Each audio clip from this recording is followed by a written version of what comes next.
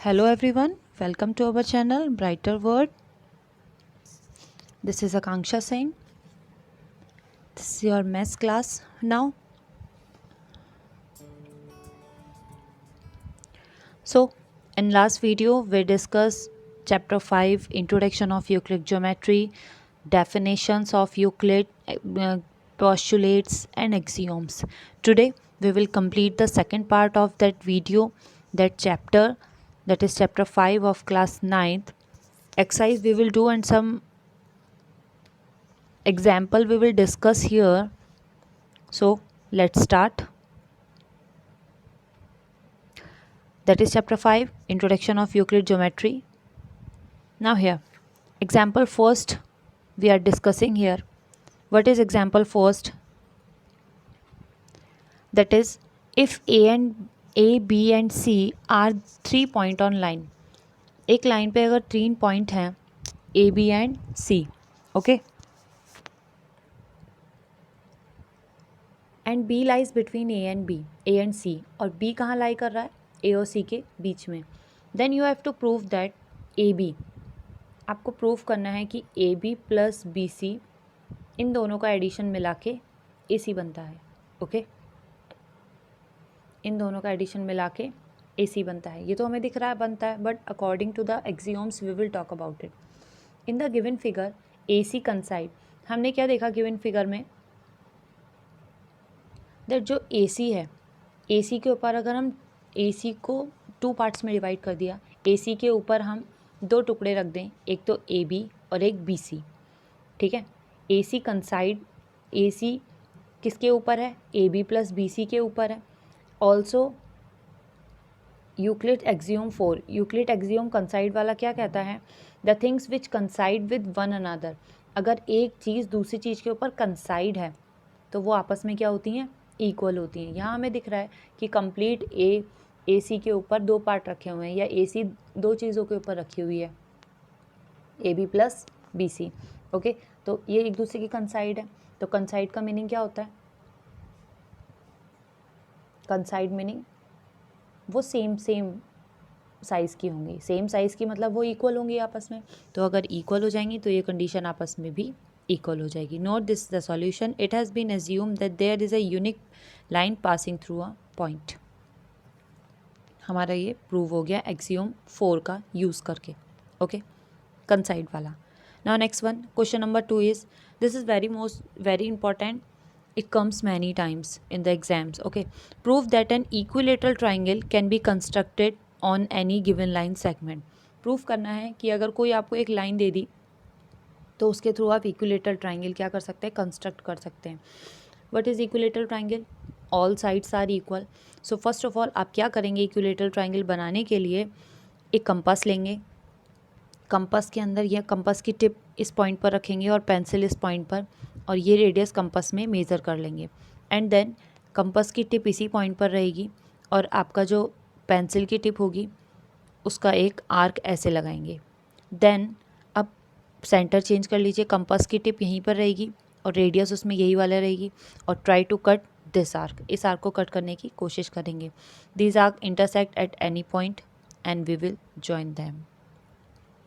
सो जितनी रेडियस ये थी उतनी ही रेडियस की ये है. रेडियस मीन्स लेंथ, उतनी ही मेज़रमेंट की ये है. ठीक है, तो all sides are equal. This is making equilateral triangle. ठीक है, यही है और ऐसे ही हम बना रहे हैं. यही आपको दिखाना था. ठीक, कि इक्विलेटरल ट्राइंगल हम एक गिवन लाइन के थ्रू कैसे ड्रॉ कर सकते हैं? By taking compass. कंपास के थ्रू आप इसको ड्रॉ कर सकते हैं. Okay, now next is we will discuss exercise 5.1. 5.1 discuss करते हैं. Afterwards we will do 5.2. ज़्यादा बड़ी नहीं है, ठीक ही है. तो 5.1 की बात करें. First question is there, which of the following statement are true. हमें बताना है which of the following statement are true. कौन सा स्टेटमेंट ट्रू है, which is false, that we have to define. Now give reason. Reason भी देना है. First is only one line can pass through a single point. Yes, कल मैंने आपको क्या बताया था कि 2 पॉइंट हैं 2 पॉइंट से एक लाइन पास हो सकती है। एक पॉइंट की बात करें तो एक पॉइंट से इनफाइनाइट लाइनें बन सकती हैं। कितनी लाइनें बन सकती हैं?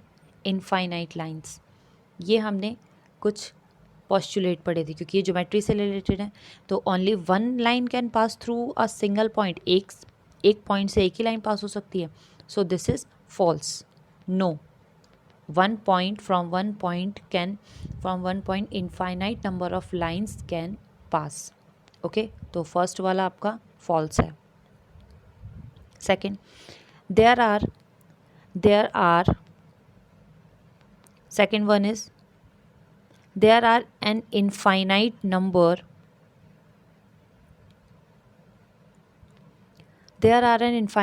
of line which pass through the distinct points. Question is, there are an infinite number of line which pass through the two distinct point. अगर आपको 2 पॉइंट दे दिए तो क्या उनसे infinite number of lines pass हो सकती हैं?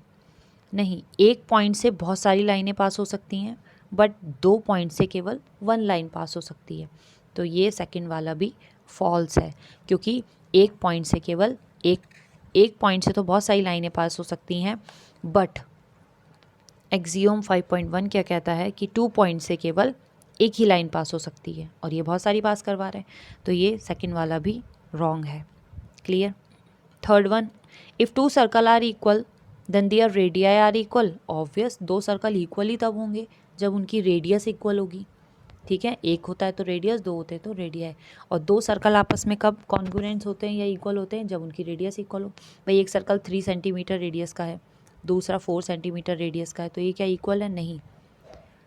3 सेंटीमीटर रेडियस का सर्कल ही इसके इक्वल होगा, तो इसका मतलब दोनों की रेडियस इक्वल होनी चाहिए, इसलिए। तो this is true. If the following figure, यहाँ पर if A B is equal to, A B की लाइन किसके इक्वल है? पी क्यू के, और पी क्यू लाइन किसके इक्वल है? एक्स वाई के। तो क्या ए बी एक्स वाई के इक्वल हो सकती है? हमने एक एक्सियोम पढ़ा था कि अगर A B is equal to कितना है? पी क्यू है। A B is equal to कितना है? पी क्यू है, और P Q is equal to X Y है, तो ए बी भी एक्स वाई के इक्वल होगा। ये हमने पोस्टुलेट, अगर इसकी बात करें तो ये हमने एक्सियोम था यूक्लिड का कि हाँ, अगर 2 things which are equal and 1 things equal to another thing, so first thing is equal to another thing. 2 चीज़ें आपस में बराबर हैं और 2 अलग, एक चीज़ दूसरी तीसरी के बराबर है, तो फर्स्ट और थर्ड भी आपस में बराबर होंगे। ऑब्वियस होंगे। कैसे? Because we can write A B is equal to P Q, और पी क्यू किसके बराबर है? एक्स वाई के। तो इसके साथ इसका भी तो इक्वालिटी का रिलेशन हुआ, तो A B is equal to X Y. This is saying by Euclid axiom. Euclid axiom के थ्रू हम ये बात कर रहे हैं। ठीक है, ये सारे सॉल्यूशन हैं जो इसके नीचे दिए गए हैं। मैंने आपको वर्बली सब समझा दिया है कि कौन कौन से उसमें हैं। आप इनके सॉल्यूशन अच्छे से पढ़ेंगे और ये हैं क्या, ये देखेंगे। Now second one is we have to give a definition. कुछ चीज़ों की हमें डेफिनेशन देनी है, ये बताना है कि पैरेलल लाइन होती क्या है। भाई पैरेलल लाइन क्या होती है? When 2 line can't intersect each other, can't meet in a perpendicular distance, एक दूसरे के साथ बिल्कुल परपेंडिकुलर, मतलब बिल्कुल बराबर इक्वल डिस्टेंस पे होती हैं, टेढ़ी मेढ़ी तो नहीं होती। और परपेंडिकुलर का मतलब हर लाइन उनके साथ 90 डिग्री का एंगल बनाएगी, इसीलिए बोला है in a perpendicular distance. If the perpendicular distance between 2 line is always constant, अगर 2 लाइनों की परपेंडिकुलर डिस्टेंस ये बराबर रहेगी लंबाई में, और ये रहेंगी ये नहीं कि आगे जाके वो छोटी हो गई तो ये तो ऐसे टेढ़ी हो जाएंगी, नहीं, ये इक्वल ही रहना है। ठीक है, so if the perpendicular distance, perpendicular जो डिस्टेंस है ये ऑलवेज दोनों लाइनों के बीच ये ऑलवेज कांस्टेंट रहेगी, कांस्टेंट में कभी चेंज नहीं होगी, इक्वल रहेगी, then these are called parallel line. तो ऐसी चीज़ों को, ऐसी लाइंस को क्या बोलते हैं? पैरेलल लाइन बोले जाते हैं। In other words, the line which never intersect each other, वो लाइनें जो आपस में एक दूसरे को इंटरसेक्ट कभी नहीं कर सकती, हमेशा सीधे चलेंगी। जस्ट लाइक रेल की जो लाइन, आपने रेलवे लाइन देखी होंगी जिन पे ट्रैक, जिन पे चलते हैं हम, ट्रेन चलती है तो एक ट्रैक इधर होता है, they never meet each other. ठीक है, जो आपस में कभी नहीं मिलती। To define parallel line we must know about point parallel line को डिफाइन करने के लिए point, line, distance between the line and the point of intersection हमें सब पता होना चाहिए। नेक्स्ट टॉपिक है परपेंडिकुलर। परपेंडिकुलर लाइन क्या होता है? जब दो लाइन आपस में इंटरसेक्ट करती हैं कितने डिग्री पर? 90 डिग्री पर, then these are called perpendicular line. We are required to define, इसको डिफाइन करने के लिए लाइन और एंगल हमारे पास होना चाहिए। ठीक है भाई, लाइन होंगी, एंगल होंगे, तभी तो बात करेंगे हम।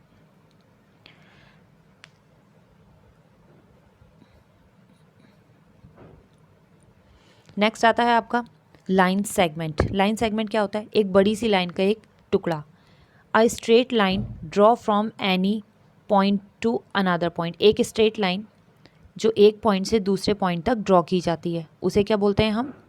एक पॉइंट से दूसरे पॉइंट क्यों बोला है? क्योंकि it have ends, ending point इसके होते हैं। एक लाइन जो एक पॉइंट से दूसरे पॉइंट तक ड्रॉ की जाती है उसे क्या बोलते हैं? एक लाइन सेगमेंट बोला जाता है। To define a line segment we must know about point and line segment. इसके लिए हमें पॉइंट का पता होना चाहिए और उनको मीट करने वाली लाइन का। Okay, next one is radius of circle. Radius of circle क्या होती है? It is an distance between, ये सेंटर से लेके सर्कल तक की डिस्टेंस होती है। ओके, सेंटर से लेके सर्कल तक की डिस्टेंस क्या कहलाती है? Radius. It is the distance between the centre of a circle, centre of a circle to any point line on the circle, और वो पॉइंट जो सर्कल पर लाई करता है। सेंटर से लेके सर्कल तक के पॉइंट के बीच की डिस्टेंस, इसको हम रेडियस बोलते हैं। इसके लिए हमें सर्कल के बारे में पता होना ज़रूरी है। क्लियर? नेक्स्ट है स्क्वायर। स्क्वायर क्या होता है? That having all sides equal and सारे एंगल इक्वल होते हैं 90 डिग्री के। We know that. तो a square is a quadrilateral having all sides of equal length, जिसकी सारी साइड्स इक्वल लेंथ की होती है, and all angles of same measure, और सारे एंगल सेम मेज़रमेंट के होते हैं, that is 90 degree. To define square के लिए हमें साइड्स और एंगल का, क्वाड्रिलेटरल का पता होना बहुत ज़रूरी है। Clear? Now that one here, question number 3। Consider two postulate given below. नीचे कुछ पॉस्टुलेट दिए गए हैं, क्या क्या दिया है देखें। Given any two distinct point A and B, दो अगर ए एंड बी पॉइंट हैं, A and B, there exist a third point, वहाँ पे सी पॉइंट एग्जिस्ट कर रहा है which is between A and B. First का कहना है कि सी ए एंड बी के बीच में है, कहीं भी है, बिल्कुल बीच में हो, मिड नहीं बोला, कहीं भी हो। देयर एग्जिस्ट एटलीस्ट, सेकेंड बोल रहा है there exist at least 3 point, they are not in the same line. 2 point हो बट वो सेम लाइन पे ना हो।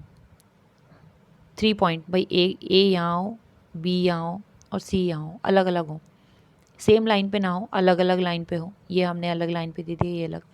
Do this postulate contain any undefined term, क्या ये कोई अनडिफाइंड टर्म कंटेन कर रहा है? आर दीज पॉस्टुलेट कंसिस्टेंट, अगर ये पॉस्टुलेट फेवर में हैं, डू दे फॉलो, तो आप पॉस्टुलेट की जगह यूक्लिड का पॉस्टुलेट कैसे डिफाइन करेंगे? Explain.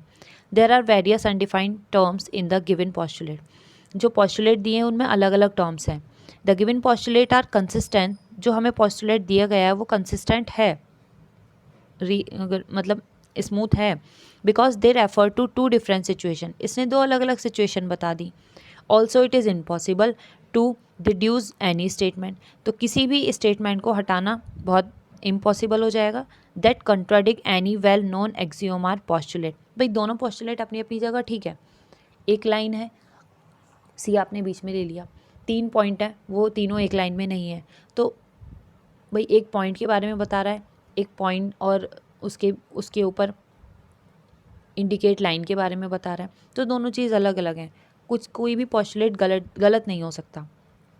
These postulate do not follow an Euclid postulate, ये पॉस्टुलेट सिर्फ ऐसे ही बोल दिए गए हैं, सेकंड वाले और फर्स्ट वाले बिल्कुल भी फॉलो नहीं किया। वो नहीं, यूक्लिड पॉस्टुलेट में कहीं नहीं बोला है कि 2 लाइन के ऊपर एक पॉइंट होता ही है, भाई कहीं भी ले लो। They follow from the axiom given, ये नॉर्मली पॉस्टुलेट तो नहीं है, नॉर्मली एक्सियोम बोला जा सकता है कि 2 डिस्टिंक्ट पॉइंट की अगर हम बात करें, यहाँ पे 2 डिस्टिंक्ट पॉइंट को लेके बात हुई है। There is a unique line, और 2 पॉइंट को लेके एक ही यूनिक लाइन बनाई जा सकती है जो एक दूसरे से पास हो सकती है। ठीक है, यहाँ पे भी अगर एक लाइन है, सी इसके बीच में है, तो 1 तो एक ही लाइन रही है ना, सी तो बीच में आ गया, तो यहाँ पे पॉस्टुलेट नहीं, उसके एक्सियोम वर्क करेंगे। क्लियर? नाउ क्वेश्चन 4, ये बहुत आता है। क्वेश्चन 4 में क्या कर रहे हैं हम, if a line C lies between 2 points, अगर एक लाइन सी है, एक पॉइंट सी है, वो ए और बी जो लाइन है जस्ट लाइक ये, उसके बीच में लाई कर रहा है, कहीं भी ले लो, और दे दिया आपको कि ए सी ये पार्ट इसके इक्वल है, A C is equal to B C है, तो आपको प्रूफ करना है A C is equal to half A B, A C is equal to half A B से आप इसको प्रूफ करेंगे। ठीक, अब A C is equal to B C मतलब ये इक्वल है, तो हम क्या कर रहे हैं कि ये दिया हुआ है कि A C is equal to B C है। अब हमने एक एक्सियोम पढ़ा था कि अगर दो लाइनें इक्वल हों और उसमें इक्वली थिंग्स ऐड की जाए, तो दोनों साइड कितना ऐड कर लेते हैं, ए बी में दोनों side A C is equal to B C दिया हुआ है, that is A C is equal to B C. ठीक है, ए सी इक्वल है बी सी के। अब क्या करें, हमें हाफ लेके आना है, तो हम दोनों side A C he add कर लेते हैं, दिस वन।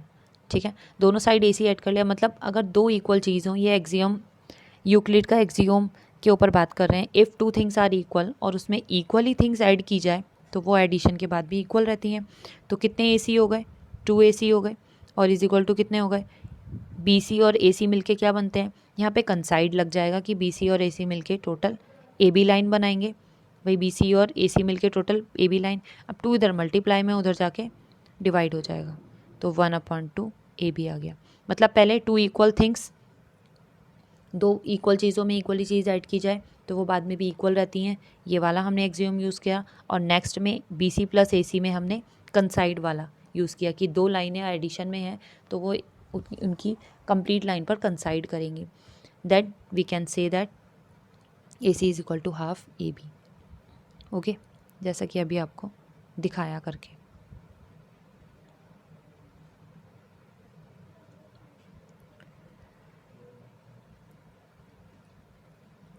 ये कंप्लीट नीचे सारा सॉल्यूशन आ गया है। ठीक है, आप इसको देखेंगे, यहाँ से हमने इसको स्टार्ट किया था।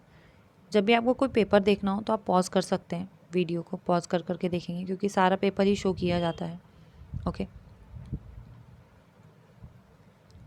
Now next one, question number 5। Question number 5 is that in question 4 point C is called a mid point on line segment. भाई इन क्वेश्चन नंबर 4 जब हमने ऐसे करके, ये ए सी था तो सी को मिड पॉइंट बोला था, ये हमें कैसे पता चला, क्योंकि ए सी पार्ट किसके इक्वल था, बी सी के इक्वल था। ठीक है, तो वो बोल रहा है, question is saying point C is called a mid point of line segment A B. C को ए बी का मिड पॉइंट बता दिया गया था। Prove that every line segment has one and only one mid.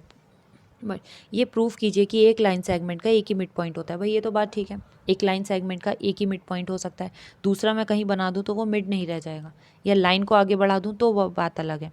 ठीक है, तो उसके लिए क्या कर रहे हैं, थोड़ा solution. Let there be the 2 mid point. हमने मान लिया कि एक लाइन के 2 मिड पॉइंट हैं, सी एंड डी। ऐसा कभी होता नहीं है, लेकिन हमने मान लिया इस टाइप से बना के। हमने क्या दिखाया, ए सी पार्ट किसके इक्वल है, A C part B C के, ये तो ऑलरेडी था हमारे पास। और दो A C is equal to C B हो गया, और दोनों साइड ए सी और ए सी ऐड कर लिया हमने। बी सी और ए सी मिल क्या बनाएंगे, टोटल ए बी पार्ट बना रहे हैं। ठीक है, और इधर क्योंकि कंसाइड वाली प्रॉब्लम लग रही है, अब दो चीज़ें अगर ऐड होती हैं तो वो यहाँ पे लगा है आपका एक्सियोम कि दो चीज़ें इक्वल हैं तो उसमें सेम चीज़ ऐड हो रही है तो वो भी इक्वल रहेंगे, और यहाँ पे कंसाइड लग गया। जब दो एडिशन मिलके एक बड़ी लाइन बना देते हैं तो वो कंसाइड लग जाता है। ठीक है, एंड इधर आया A C plus A C is equal to A B. भाई जब आपने लिखा था whatever you are writing, A C plus A C, ये ए बी में कंसीडर हो गया, तो हमारी इक्वेशन क्या बन गई कि B C plus A C is equal to A B, और A C plus A C is equal to B, A B आ गया हमारे पास। ओके, सो नेक्स्ट इक्वेशन, ये सेकेंड वाली 2 थी, ये फर्स्ट है, और ये 3 है, तो इधर कितना आ गया, 2 A C is equal to A B.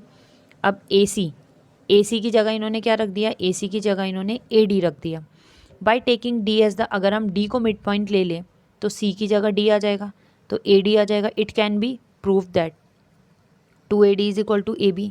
सिर्फ माना है। फ्रॉम इक्वेशन 3 एंड 4, अगर 3 एंड 4 से हम बात करें तो क्या आ जाएगा, AC और AD आपस में इक्वल आ गए। भाई ये दोनों AB के इक्वल हैं, तो 2AC और 2AD आपस में इक्वल आ जाएंगे।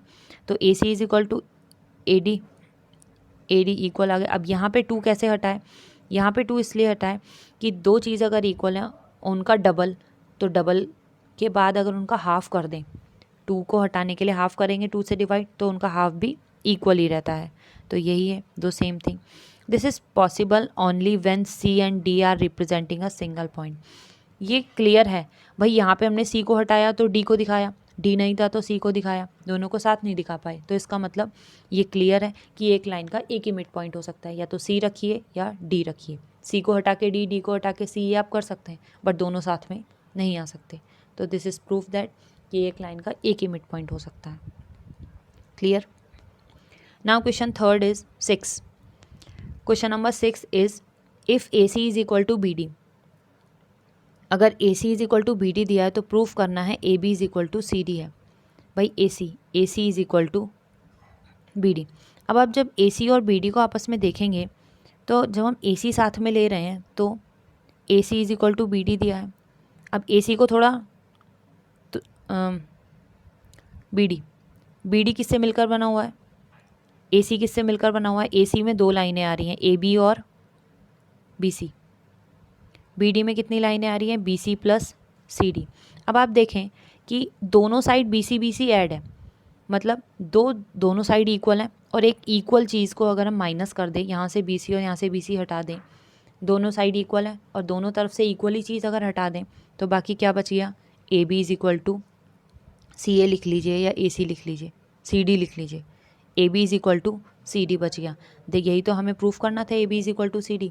यहाँ क्या एक्सियोम लगाएंगे कि दोनों पार्ट इक्वल हैं और इक्वल में से सेम इक्वल चीज़ ही माइनस कर रहे हैं तो वो आफ्टरवर्ड्स भी इक्वल रहेंगे। That's why we get AB is equal to CD। AB और CD आ गया, यही हमें प्रूफ करना था। ओके यहाँ पे सब सॉल्यूशन आपको क्लियर दे रखा है कि कौन सा एक्सियोम हमने लिखा है सब। इसको पॉज करके आप इजीली इसका आंसर देख सकते हैं। क्लियर।